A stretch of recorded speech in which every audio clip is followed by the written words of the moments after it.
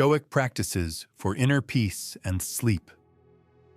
Hey guys, tonight we settle into something rare, a stillness not imposed, but chosen. Imagine this, you're sitting on a stone bench beneath the shade of a fig tree. The Roman courtyard is hushed, lit only by the last pink threads of twilight, and the breeze smells faintly of olive oil and dust. You breathe slowly. The noise of the day has softened into nothing, and your mind, usually buzzing, is starting to exhale with you. This is not easy. You might not endure this kind of quiet, not without twitching toward distraction, toward a glowing screen or a lingering worry. But that's the practice. As Epictetus once said, if you want to improve, be content to be thought foolish and stupid. So if your thoughts feel scattered tonight, let them. You're not here to win. You're here to return.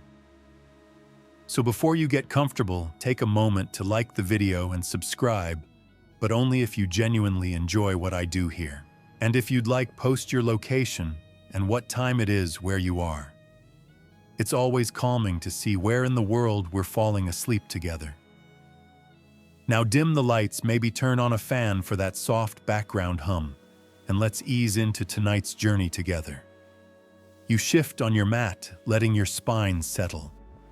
You think of the phrase the Stoics favored, ataraxia, tranquility of mind.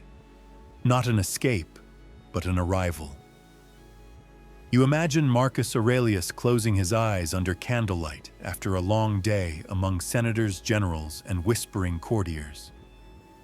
He knew what it meant to carry weight, but also what it meant to set it down.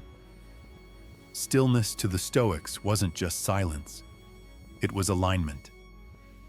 A clearing of fog between who you are and what truly matters. Noticing your breath.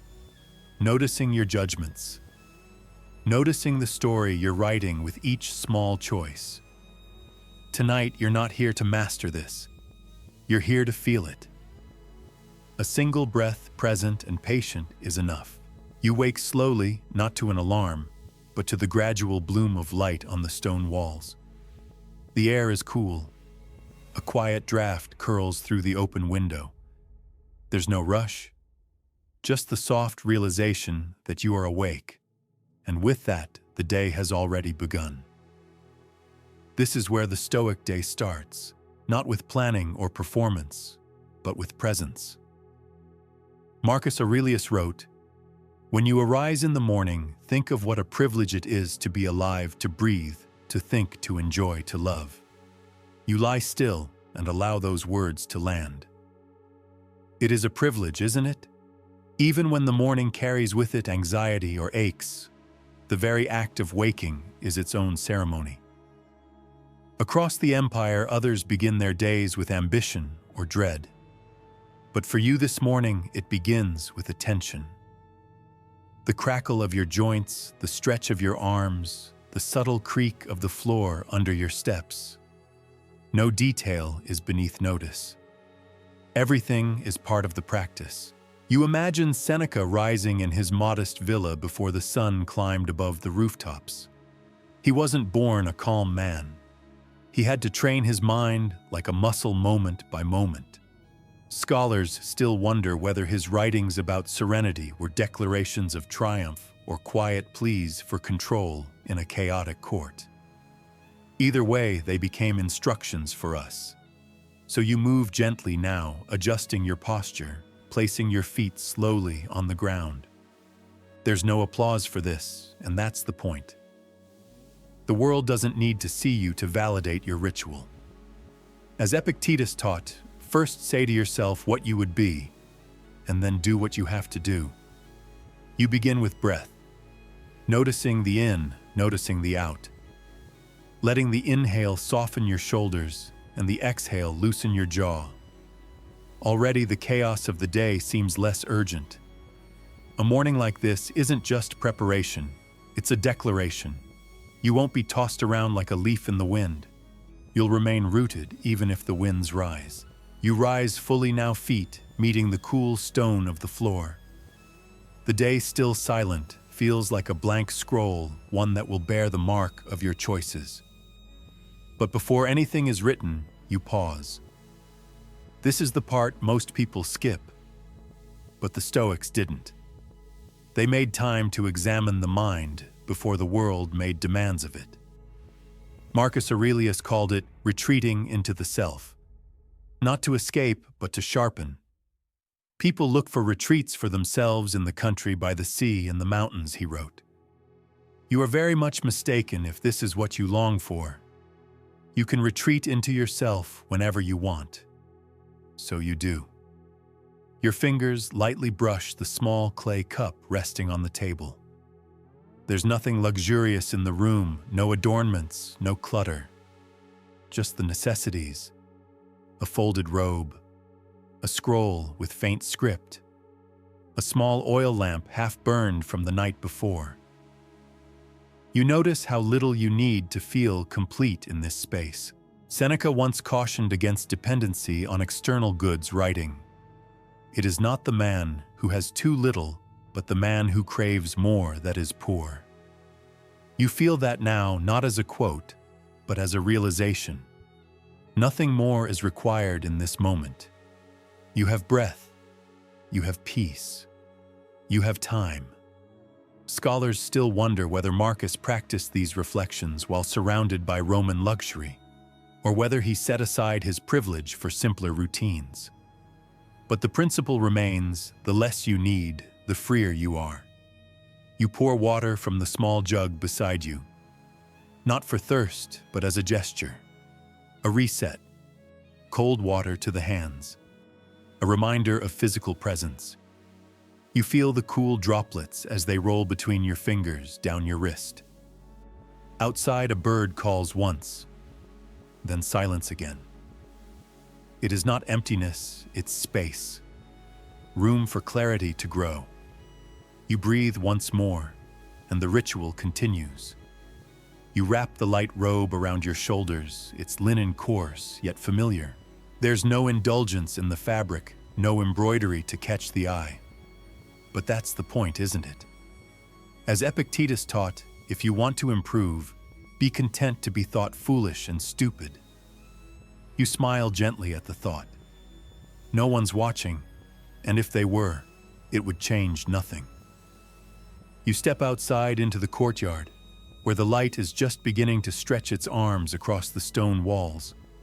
The garden is sparse, an olive tree in one corner, a few herbs clinging to clay pots, but it holds a quiet strength. You walk slowly, feeling each step rather than rushing through it. The cool earth beneath your soles keeps you grounded. Here among the silence and shadows, you practice a kind of stillness, not of the body alone, but of the mind. It's the discipline of not reacting to every sensation, every emotion, every fleeting thought. A pause between stimulus and response, a space the Stoics valued more than gold. Man is disturbed not by things Epictetus reminded his students, but by the view he takes of them. You reflect on this as you pass the old stone fountain, dry now, but beautiful in its wear. Its cracks speak of age, endurance, and impermanence. Like you. The idea that your suffering is shaped by your interpretation, not the event itself, might seem impossible at first. How can heartbreak or illness or betrayal be merely opinion? And yet history tells us Epictetus bore beatings, lameness, and slavery without bitterness. Not because he was numb, but because he chose how to frame them. Scholars still wonder whether his Stoicism was born of trauma or philosophy, whether he became a Stoic because of what he endured, or whether philosophy helped him endure it. But as you stand there watching the first light paint the mosaic floor, the question becomes less important than the practice itself.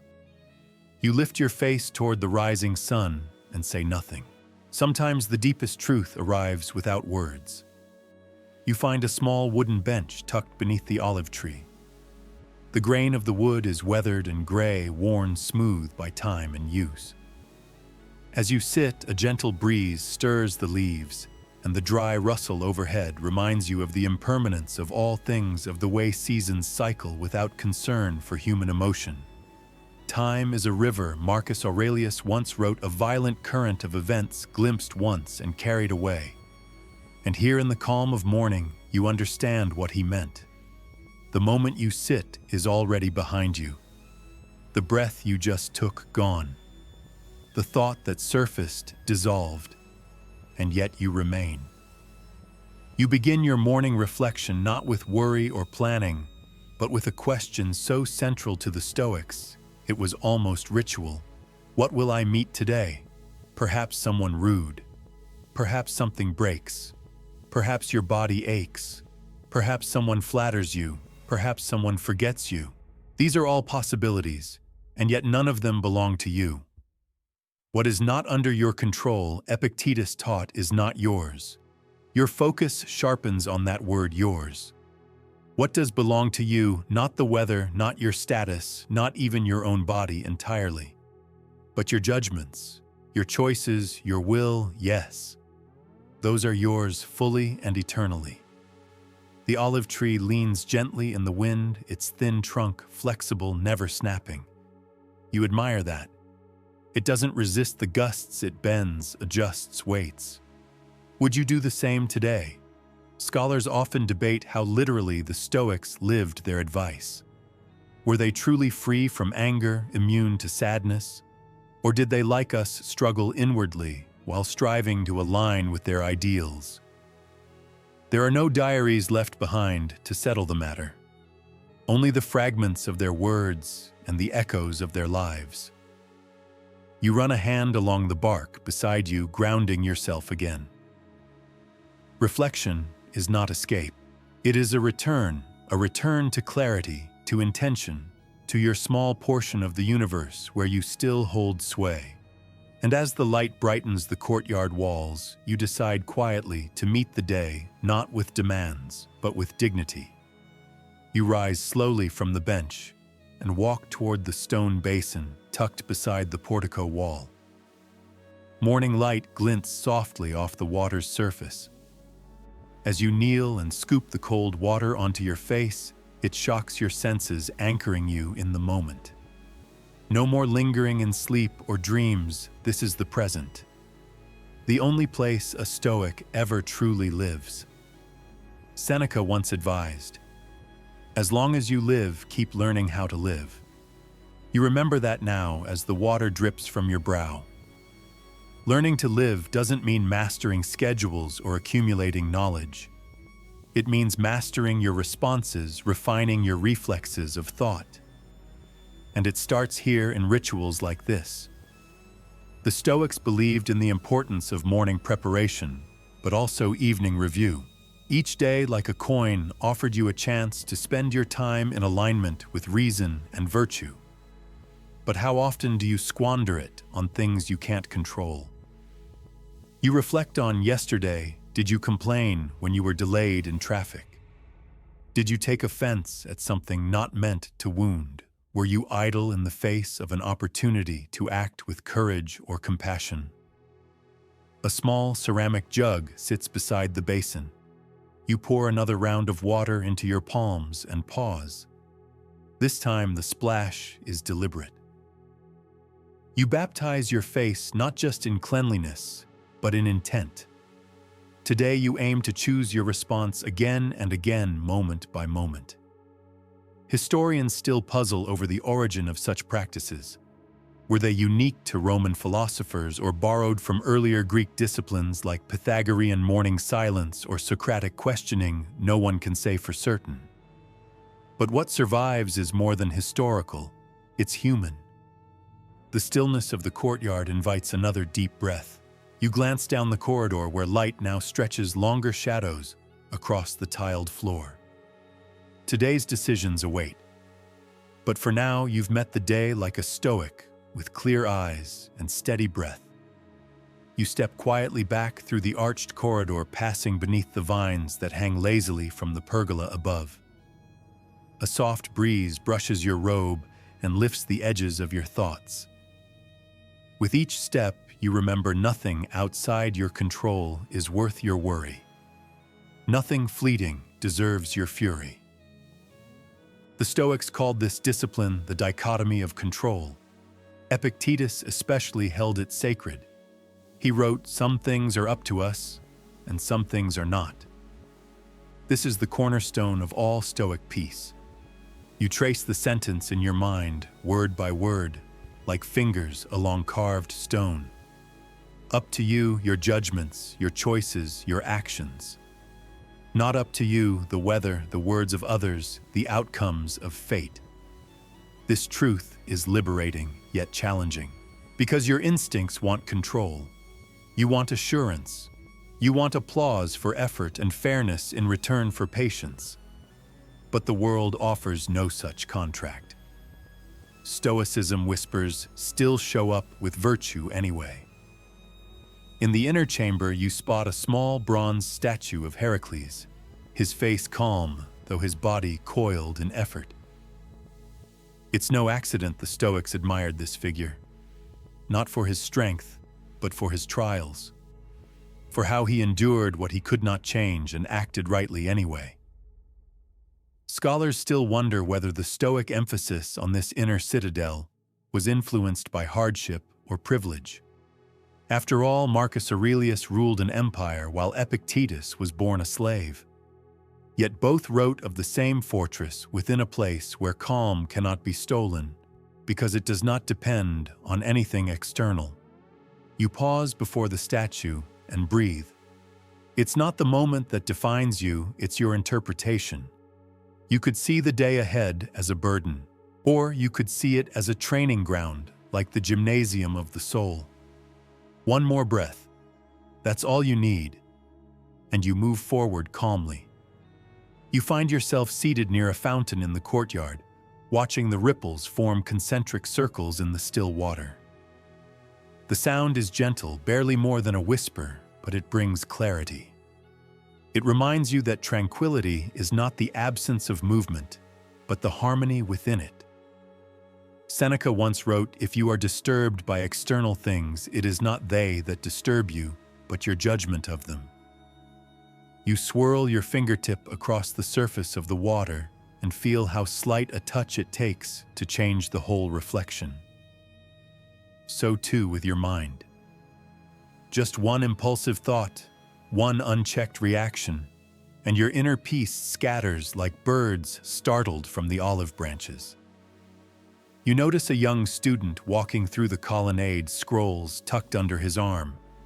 His posture is rigid, too upright, too eager. He reminds you of yourself not long ago, desperate for results, fearful of being behind, anxious to prove something. But now from your place of stillness, you see the folly in rushing. Marcus Aurelius practiced evening review, but he also honored pauses. These interludes between action, where no productivity is demanded, but reflection is invited. You recall his words, "Nowhere can man find a quieter or more untroubled retreat than in his own soul. Not in travel, not in conquest. Just here, sitting quietly, watching the water." Scholars still discuss whether Stoic stillness was too passive a retreat from engagement with the world. But perhaps it's not a retreat at all. Perhaps it's an anchor, a calm from which right action can flow. You stretch your legs and close your eyes. The stone beneath you is warm. A breeze weaves through your hair. Nothing to fix, nothing to fear. Just a moment to sit with your thoughts without clinging to them. You realize this is one of the purest forms of strength. You wander slowly now, your sandals brushing gently against the stone pathway that leads into the shaded atrium. The late afternoon light cuts softly through wooden shutters, casting warm golden stripes across the wall. The hush here feels deliberate, like even time is bowing its head. In one corner rests a wax tablet, smooth, nearly blank, but for a faint phrase carved into its surface, "He who angers you conquers you." You run a finger across the groove of each letter. Epictetus spoke those words as a lesson on control, not over others, but over yourself. A servant walks past carrying a shallow basket of figs. She doesn't notice you, nor would she need to. Her path is humble but sure. She's learned, like many Stoics in practice, that dignity isn't found in titles, it's in conduct. You watch the way she balances the basket, even as a child tugs at her tunic. Not flustered, not rushed, just steady. You sit down beside a fluted column, your back pressed to the cool stone. This is the pause between effort and evening, a Stoic space where one truth becomes painfully clear: you don't control outcomes. Not fully. Not the weather, not other people, not even the thoughts that first rise unbidden in your mind. What you can shape is your response. You can breathe before reacting. Choose patience over pride. Choose calm over fire. And in doing so, you reclaim something essential, the part of you that is always yours. Seneca believed anger was like temporary madness, a fire that burns not just the offender, but the offended. No man is more unhappy than he who never faces adversity, for he is not permitted to prove himself. Scholars still argue whether Stoicism suppresses too much emotion, but here in this quiet atrium, you feel not suppression, but mastery. As dusk deepens, you rise and walk toward the garden. The air smells faintly of lavender and tilled soil. Cicadas chirp, unbothered and persistent. You notice how the marble pathways remain warm underfoot, still holding on to the day's heat, just as your thoughts still hold on to the day's events. You pause beside a small stone bench, where Marcus Aurelius once sat, his journal open across his lap, writing by lamplight. He wasn't writing for fame or for an audience. No, those words, his meditations, were never meant for the world. They were reminders to himself. Tiny fires to warm his reason when emotion threatened to overtake him. You have power over your mind, not outside events.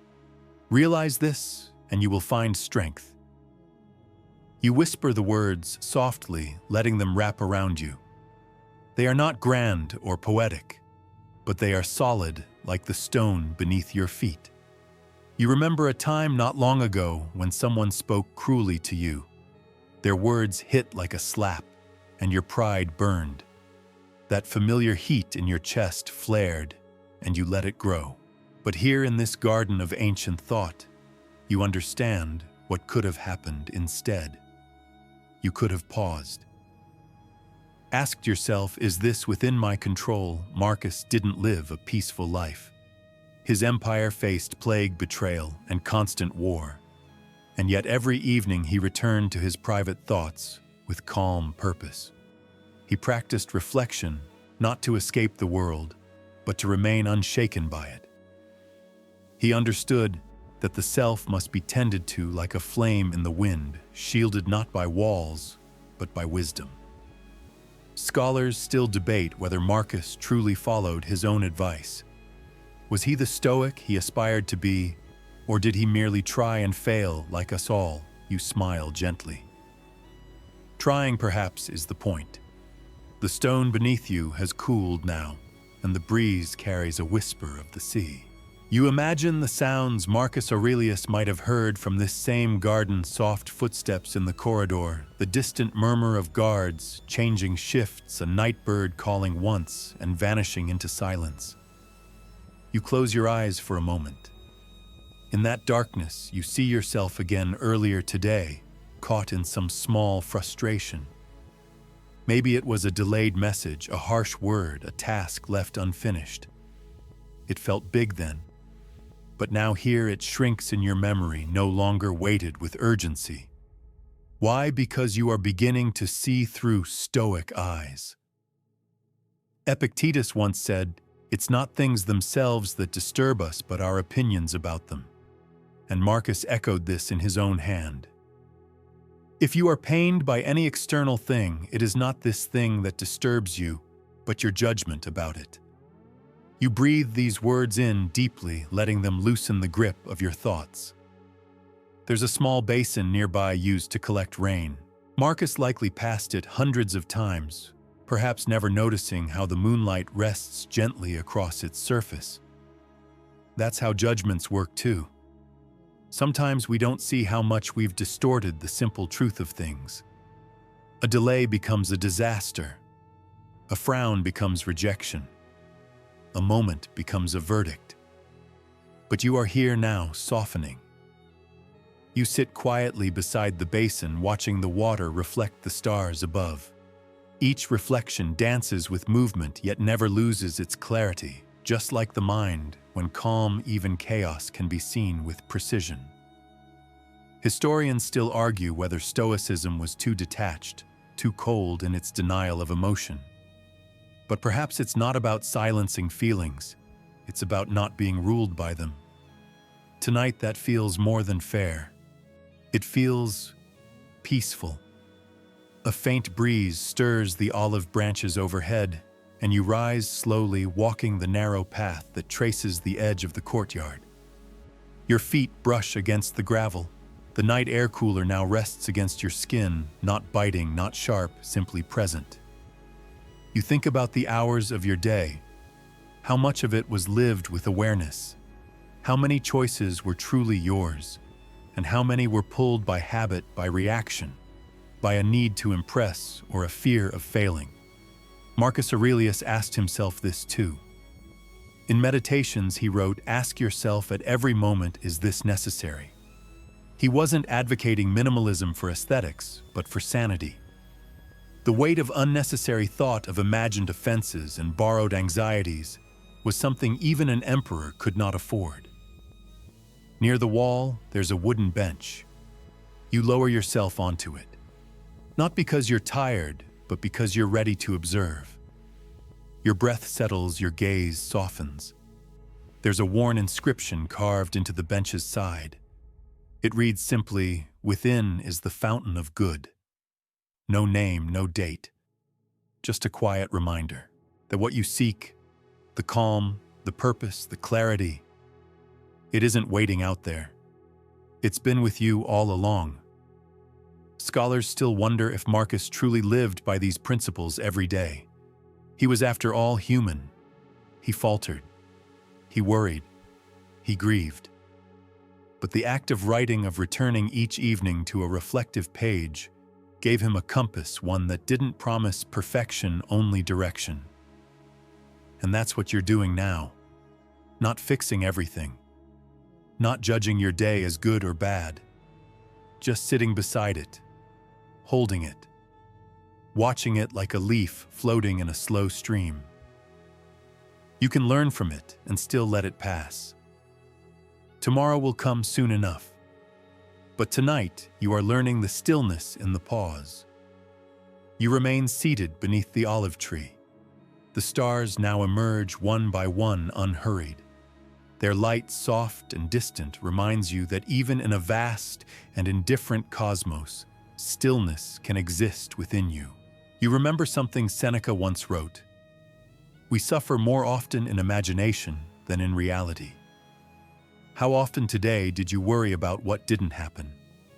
How many mental rehearsals did you endure for conversations that never came, for failures that never arrived? There is strength in seeing those fears, acknowledging them, and then choosing to return to the present moment. That is the quiet kind of courage the Stoics practiced. Not the courage of noise and fire, but of still breath and focused presence. Across the garden wall, a flame flickers in a nearby brazier. Its glow reflects on a stone bust of Epictetus tucked into a corner. The features are calm, undisturbed by time. You wonder how many faces passed this sculpture with questions like yours. Questions about worth, control, identity, love, death. Epictetus taught that you may not control the circumstances, but you control your response.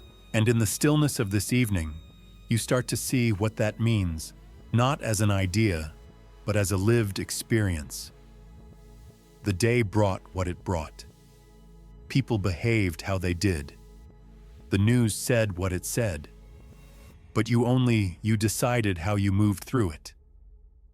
You lift your eyes to the stars again. There's peace in the vastness, but not because it makes your problems disappear. It's peaceful because it reminds you that your problems are not the whole of you. They pass. You remain. Scholars sometimes argue whether Stoicism is too detached, too unemotional. But as you breathe under this sky, you realize it's not about denial. It's about clarity. It's not about becoming cold. It's about remaining warm even when the world forgets how. You close your eyes, not to escape, but to see more clearly what is within. A breeze drifts through the garden, gentle and unannounced. It carries the scent of laurel and dust mingling with the last warmth of the stones beneath your hands. You exhale slowly in rhythm with the air around you, no striving, no holding. You think again of Marcus Aurelius, the emperor, who wrote by candlelight, not for the world, but for himself. If it is not right, do not do it. If it is not true, do not say it. His words echo in the night like a quiet vow, a reminder that integrity is not about public applause, but private rituals. And that's what this is, what you're doing now. A ritual of quietness. A returning. Not to the noise of the world, but to the simplicity of being present with yourself. You sit a little straighter, not in pride, but in awareness. A single owl calls in the trees above. Somewhere a cart creaks in the distance. The city, once loud, is giving way to silence, just as your thoughts begin to soften their edges, rounding out like stones in a stream. There's a line from Seneca you once read: though the Latin has faded from memory, a great mind is above insults, above injuries, above misfortunes. You wonder how many times he had to repeat those words to himself before they became real. How many times he failed to embody them before rising again to try. The Stoics never claimed perfection, only practice. And that's what tonight is. Not a resolution, not a breakthrough, just a practice. A soft moment of turning inward and seeing once again what truly belongs to you. You reach for the clay cup beside you. The water is cool and simple. It tastes like calm. It reminds you that you don't need more. You've always had enough. You were simply too busy to notice. The stars are fully visible now, scattered like chalk dust across the dark silk of the sky. You lie back, folding your hands across your chest, the way Epictetus might have when he was done teaching, when no students remained, only stillness. You reflect on how the Stoics ended their days not with frantic thoughts or guilt, but with a quiet reckoning. What did I do wrong? What did I do well? What could I do differently tomorrow? Simple questions. Not for punishment, but for alignment. You try them yourself. What did you do wrong today? You remember a moment, a sharp reply perhaps, or a task left unfinished. But you don't wince. You observe, the way a physician might examine a wound, not with shame but with care. What did you do well? You think of small things, listening instead of speaking, washing a dish slowly, letting a stranger go first in line. They weren't heroic, but they were right. And that's enough. What will you do differently tomorrow? You don't make a vow, you simply imagine rising with more patience, taking one breath before speaking, stepping outside before reaching for your device. You smile faintly. Even Marcus Aurelius had to remind himself each morning that he would meet people who were meddling, ungrateful, arrogant, deceitful, envious, and unsocial. And yet he chose not to be one of them. That's all you can choose too. You close your eyes. There's nothing more to correct tonight. Nothing more to rehearse. You've looked inward. You've sat still. You've chosen peace. And this is what truly belongs to you, the gentle hush of a mind at rest. Not because everything is perfect, but because you've stopped chasing perfection. You've embraced what is,